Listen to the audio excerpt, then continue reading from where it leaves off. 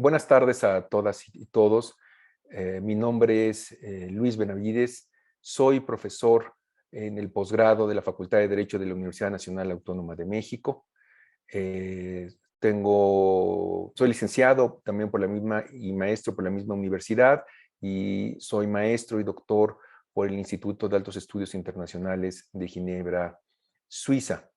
He laborado en diferentes instancias internacionales, como el Alto Comisionado de Naciones Unidas, el Tribunal Administrativo del Banco Mundial, en la Cancillería en México, en la Comisión Nacional de los Derechos Humanos. También a nivel internacional he realizado prácticas en el Tribunal Penal Internacional para Ruanda, y he sido nombrado en 3 ocasiones por el Secretario General de Naciones Unidas como experto en materia de derecho internacional humanitario para los regímenes de sanciones del Consejo de Seguridad de Naciones Unidas en los casos de Darfur en Sudán y de la República Centroafricana. Quiero manifestar mi agradecimiento a la Secretaría de Relaciones Exteriores por la invitación a participar en este taller, que espero sea de su agrado. Pues bien, el tema que me gustaría abordar con ustedes es la participación de Latinoamérica en la Corte Internacional de Justicia. ¿Por qué el tema? Pues este lo escogí debido a que en ocasiones, cuando nosotros hablamos de casos internacionales, es muy común que muchas de las cuestiones internacionales ocurran en Europa o con Estados Unidos o Canadá, pero no debemos de olvidar que el derecho internacional es una rama del derecho que tiene pues un campo de aplicación en todo el mundo. Latinoamérica no es ajena al desarrollo del derecho internacional, y de hecho ha tenido una participación importante, y aquí vamos a tratar de abordar algunos de esos aspectos. Eh, Quisiera iniciando también con un poco de reflexión sobre por qué un asunto debe de resolverse ante la Corte Internacional de Justicia, cómo es que llega ante la Corte Internacional de Justicia, quizás haciendo una reflexión previa. Esto que hoy en día nos pareciera más o menos común o lógico, el que un diferendo jurídico se resuelva ante una corte, pues en realidad hace 100 años pues no lo era, ¿no? Eh, Aquí planteo algunas preguntas que quizás pueden ser bueno para la discusión con ustedes en sus salones de clase, ¿no? Es decir, ¿cómo se solucionan los conflictos? Los conflictos se deben solucionar de alguna forma en particular, ¿no? Tenemos que hacerlo de cierta manera, y precisamente, ¿cuál es la labor del derecho internacional en todo esto? El derecho en general y el derecho internacional de manera particular. ¿Es la búsqueda de la solución de un conflicto? ¿Es la justicia? ¿Podemos tratar de abordar ambos? ¿No? Son preguntas como que quizás puedan ayudar a la reflexión del tema, y que pueden iniciar bien una buena charla en el salón de clase.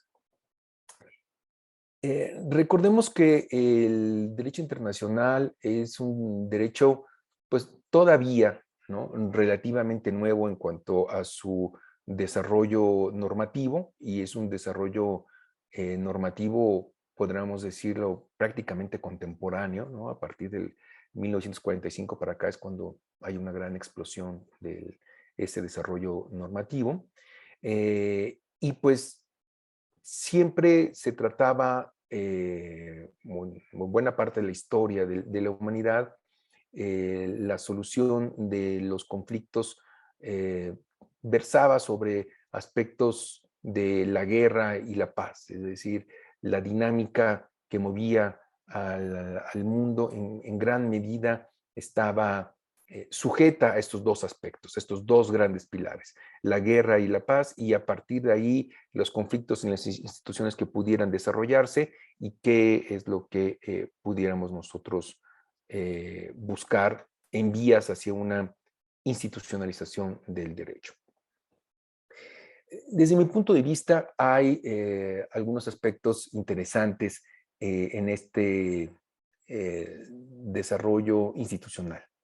Creo que el punto de quiebre más importante es precisamente a finales del siglo XIX, cuando el zar Nicolás II, en 1899, convoca a una conferencia internacional sobre la paz en La Haya, Holanda. De a ella seguiría una posterior en 1907 y se desarrollaría una serie de instrumentos internacionales muy importantes que desde mi punto de vista pues van a sentar las bases de lo que es hoy en día el sistema de seguridad internacional. Aquí hago una referencia y ya empezamos a ver algunos de los temas de la charla, precisamente que México fue el único país latinoamericano que participó en la conferencia de 1899. Eso es importante destacar porque en esa época no había muchas naciones todavía y de Latinoamérica México es el único que es de hecho invitado a la participación.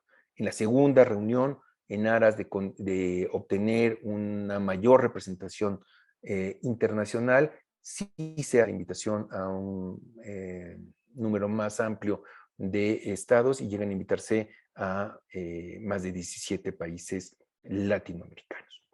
Entonces, el objetivo de esta conferencia de La Haya era precisamente tratar de buscar una paz real y duradera y también conseguir el desarrollo progresivo de los pueblos y lograr una disminución de los armamentos, que es algo muy importante.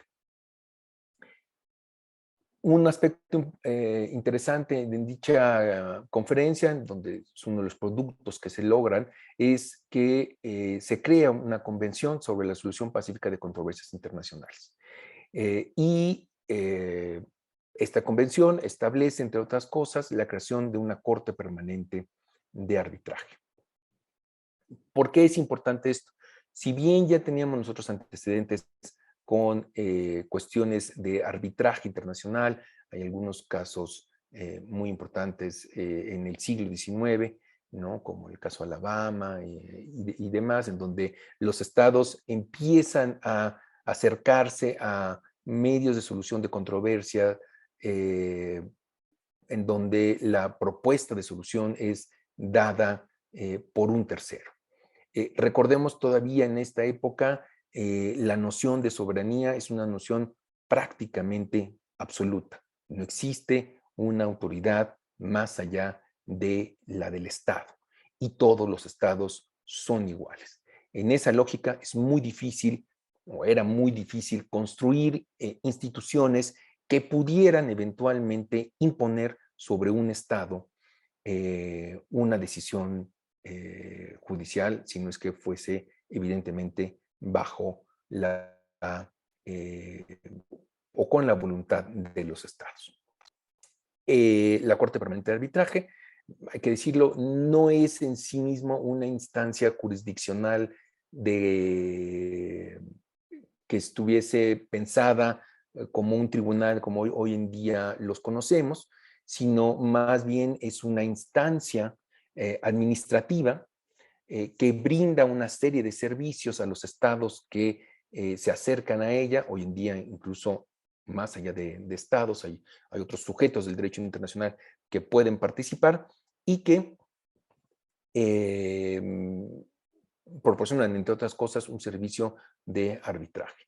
Al final del día, lo que se quiere es poner a disposición de los estados un foro en el cual puedan dirimir sus controversias, conociendo de antemano pues ciertas reglas en cuanto a al establecimiento del arbitraje y creando condiciones propicias para que los estados se acercaran a ellos. Pues bueno, como decía yo, eso es un paso importante en la concepción de la institucionalización del derecho internacional, de la judicialización de las relaciones internacionales, que es este proceso que que estamos viendo, y hoy en día todavía la Corte Permanente de Arbitraje existe y resuelve muchos casos y tiene muchas funciones que son aptas para la solución de controversias a nivel internacional. Esta convención, pues, también sienta las bases, ¿no?, para que todos los estados, pues, puedan, busquen, se comprometan a una solución pacífica de sus diferendos internacionales. Digamos lo que en el aspecto de del desarrollo institucional juega un papel muy importante, evidentemente, la Sociedad de Naciones, ¿no? Es, considero así, la verdadera primera gran organización a vocación universal, ¿no? Con una idea de tratar de consolidar o de mantener la paz. Es producto de una guerra, ¿no? De la Primera Guerra Mundial. También en su momento la Carta de Naciones Unidas y Naciones Unidas va a ser el producto de una guerra, es decir, una vez que los medios tanto diplomáticos como jurídicos fallaron para la solución de disputas entre los estados. Estos conflictos internacionales traen un proceso de reflexión, yo creo, sí, muy importante para el establecimiento de instituciones que buscaran regularizar las relaciones internacionales. Vean ustedes allí en el artículo 12 de la Carta que los estados se comprometían a someter el procedimiento de arbitraje o arreglo judicial a disputas que tuvieran.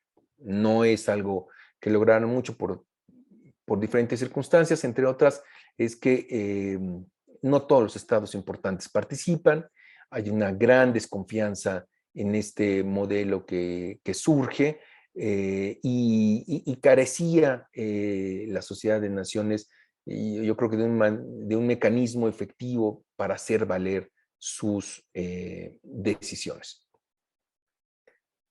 Bueno, aquí algo importante es que la Corte Permanente de Justicia Internacional, si bien fue prevista en el Pacto de la Sociedad de Naciones, no estuvo establecida por él, fue constituida de manera posterior, tiene algunos casos muy importantes, y bueno, pues va a ser el antecedente de la Corte Internacional de Justicia tal como hoy lo conocemos. De hecho, la Corte hereda los casos de la Corte Permanente de Justicia Internacional, y bueno, incluso se utiliza la misma sede en La Haya para la Corte Internacional de Justicia, tal como la conocemos hoy en día, ¿no? Su primera sesión en 1922. Bueno, aquí algunas cosas sobre algunas razones por las cuales la Sociedad de Naciones fracasa, pero ya estaban sentadas algunas bases. Fue como un experimento social internacional, si lo quisiéramos ver así, de cómo es que se pueden crear instituciones y cómo éstas pueden fallar. No que Naciones Unidas sea perfecta, ni mucho menos, pero por lo menos se ha mantenido un poco más en el tiempo y ha evitado una conflagración de carácter mundial como la Primera y la Segunda Guerras mundiales del siglo pasado. Aquí es importante también destacar que todavía cuando se crea la Sociedad de Naciones, todavía era, digamos, jurídicamente válido que una controversia entre estados pudiera llegar a resolverse a través de la fuerza. Se considera que el pacto Bryan-Kellogg de 1928 es un pacto en el que se proscribe la utilización de la guerra como un medio para la solución de controversias, ¿no? Y eso es muy importante porque eso sería uno de los aspectos a considerar incluso después por el Tribunal Militar Internacional de Nuremberg, cuando aplicó uno de sus delitos por los cuales se acusó a las personas pertenecientes al eje y al gobierno nazi, precisamente sobre crímenes contra la paz, ¿no? La guerra como medio de solución de controversias era algo proscrito, y luego entonces podía criminalizarse el que ésta se llevara a cabo. 1945 es esta refundación del sistema internacional, esta noción de seguridad colectiva, que yo creo que es la que más tiene un peso, ¿no? Dentro de toda esta lógica, pero se generan también una serie de eventos muy importantes. A través de esta nueva organización de Naciones Unidas, pues hay un fortalecimiento del derecho internacional. ¿Cómo es este fortalecimiento?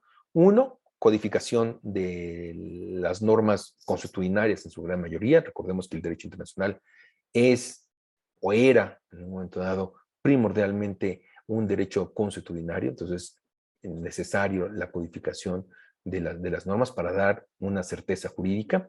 Esto nos lleva a una institucionalización de procesos, es decir, a crear instituciones que lleven a cabo pues una serie de acciones en beneficio de los estados a los cuales se deben, la creación de mecanismos específicos para tratar de lograr conseguir objetivos específicos en tratados internacionales como el Tratado de Comunicaciones, etcétera, y la judicialización de las relaciones internacionales. Es decir, al final de todo el día, después de que codificamos normas, después de que institucionalizamos procesos, después de que creamos mecanismos, pues no es extraño que surjan problemas.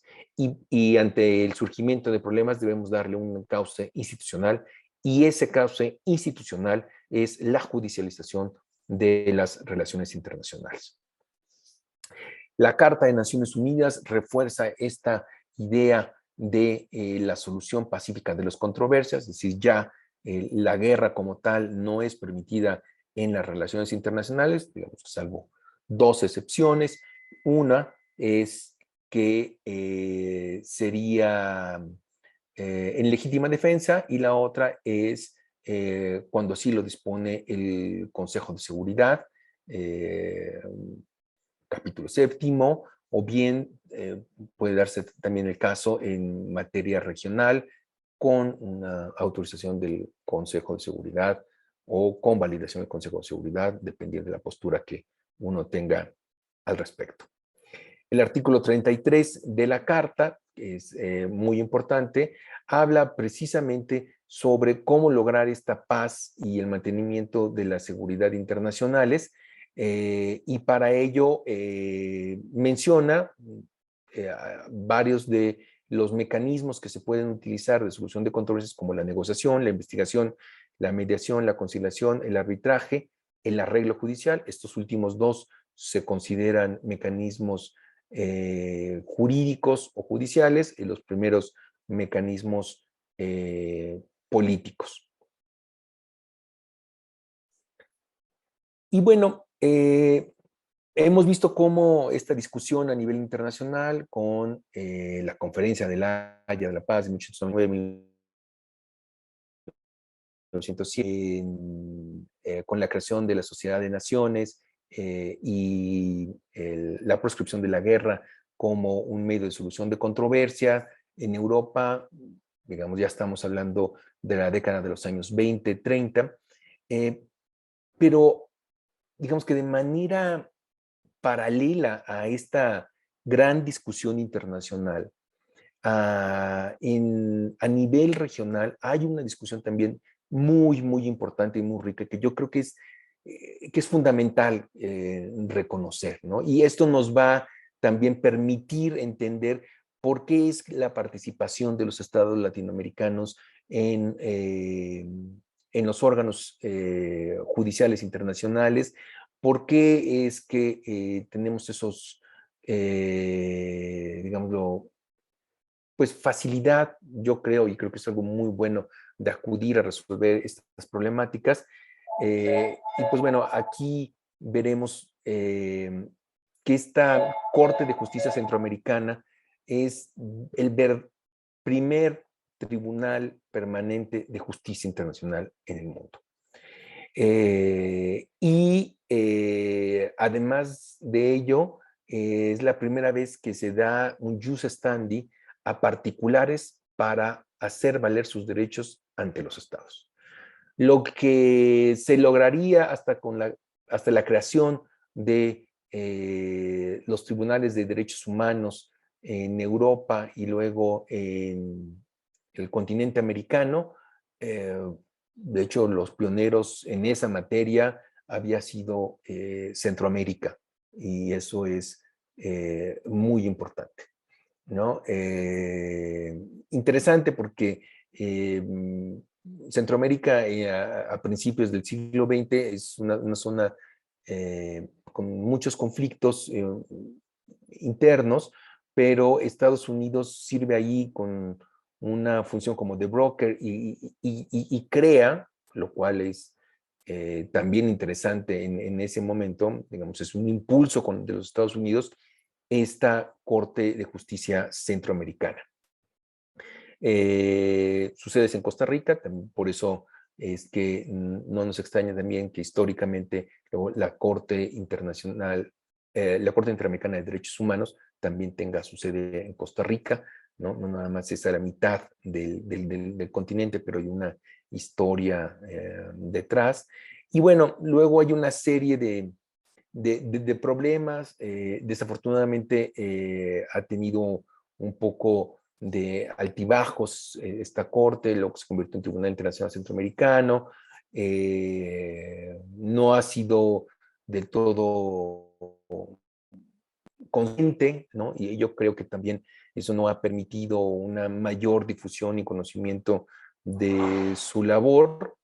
Pero bueno, hoy en día, tal y como está con las últimas modificaciones en la década de los años 90, el siglo pasado, pues sigue siendo importante, ¿no? Ya su sede está en Nicaragua, y creo que es una institución a la cual habría que regresar a un fortalecimiento de la misma, porque creo que es un esfuerzo que se ha llevado a cabo hace muchos años.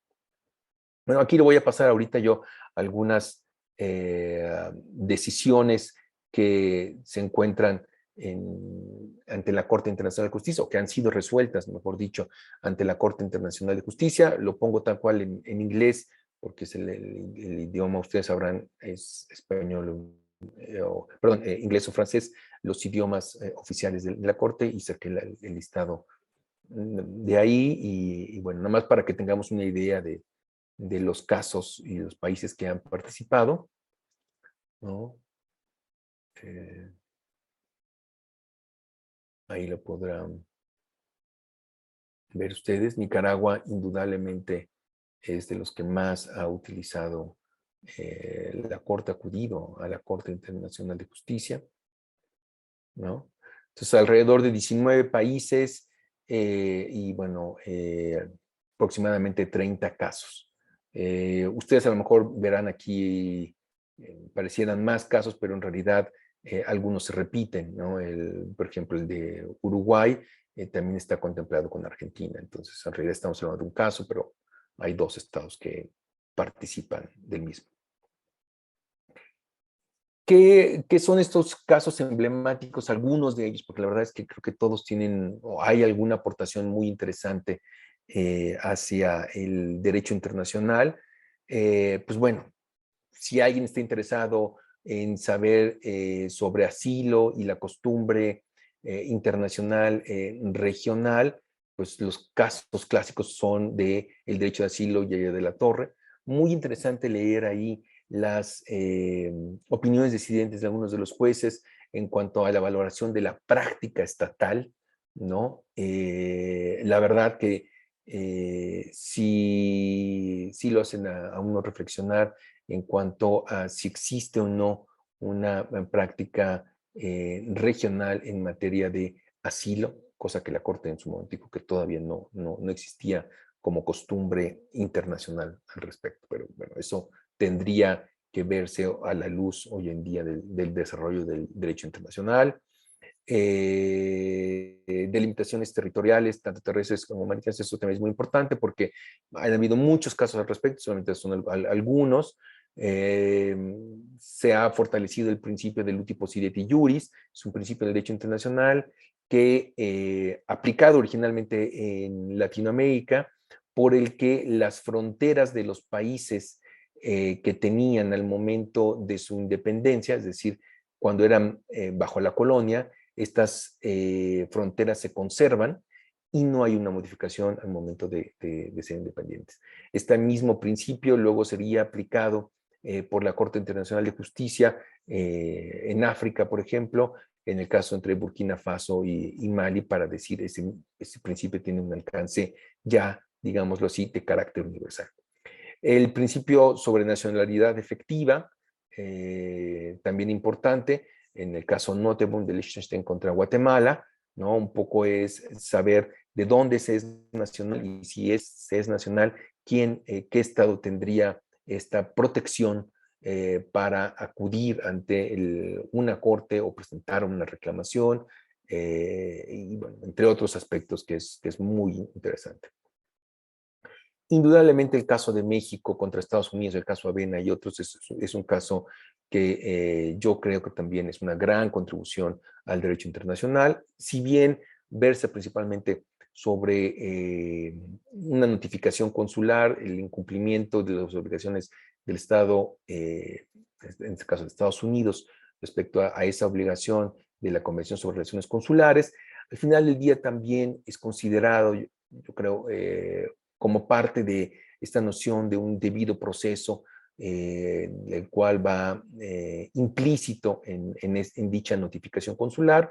Hay toda una argumentación, toda una discusión sobre si o no los alcances en cuanto a materia de derechos humanos, pero precisamente por eso es el valor agregado de ese caso.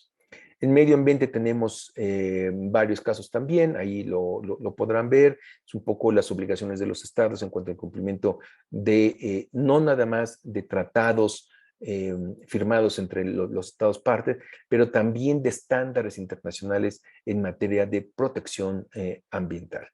Eso creo que ha sido como que algo muy importante en los casos. Y creo que es bueno también que la Corte aborde pues, este tipo de situaciones que serían como pues, de derechos, ¿no? De una tercera o cuarta generación en cuanto a protección del medio ambiente y demás, que es importante para el desarrollo jurisprudencial en la materia. Y luego, si alguien quiere saber así sobre principios generales del derecho internacional humanitario, sobre derechos humanos, responsabilidad internacional directa e indirecta del Estado, no usar la fuerza contra otro Estado, no intervenir en asuntos internos, no violar la soberanía, no interrumpir el comercio marítimo, en fin, entre muchas otras cosas, indudablemente que el caso de actividades militares y paramilitares en y contra Nicaragua, el caso de Nicaragua contra Estados Unidos, yo creo que es de los casos más emblemáticos. ¿Por qué es además emblemático?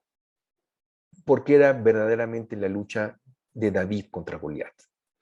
Ustedes recordarán Nicaragua durante su revolución sandinista, cuando llegan al poder los sandinistas, después sufren el ser acosados por los llamados Contras, que es un grupo militar apoyado por los Estados Unidos. De fuerzas es enorme, lo que sufre Nicaragua en esos años es muy importante, por la fuerza nunca le iba a ganar Nicaragua, evidentemente, Estados Unidos, y el hecho de que este caso se discutiera en la Corte Internacional de Justicia brindó a los países, y eso fue una de las cuestiones creo que muy importantes, es de darle esperanza a los países de que ciertas acciones, ciertas actitudes podían ser discutidas, analizadas y sancionadas, en su caso, ante una corte internacional. Dio mucho de qué hablar. Estados Unidos a la mera hora, su participación fue, digamos, prácticamente inexistente en algunos momentos, porque no quería conocer la competencia de la Corte, pero hay una decisión judicial importante, ¿no? Si bien después, con el cambio de gobierno en Nicaragua, esa decisión ya después no se retiran, ya no tienen los efectos deseados, y hay toda una discusión sobre cómo hacerla aplicable. Lo más importante de todo fue todo el proceso que se llevó a cabo y tener una sentencia condenatoria, no con todos los aspectos que se hubieran querido, pero sí en muchos de sus puntos, ¿no? Entonces eso creo que es un muy bonito caso para ver la participación de los países latinoamericanos en la Corte Internacional de Justicia. Y si ustedes quieren saber más al respecto, pues bueno, recomiendo un libro reciente del doctor Manuel Becerra Ramírez, investigador de la Universidad Nacional Autónoma de México, del Instituto de Investigaciones Jurídicas de la UNAM, precisamente con este título sobre casos de América Latina ante la Corte Internacional de Justicia, fronteras, conflictos armados, derechos humanos y medio ambiente.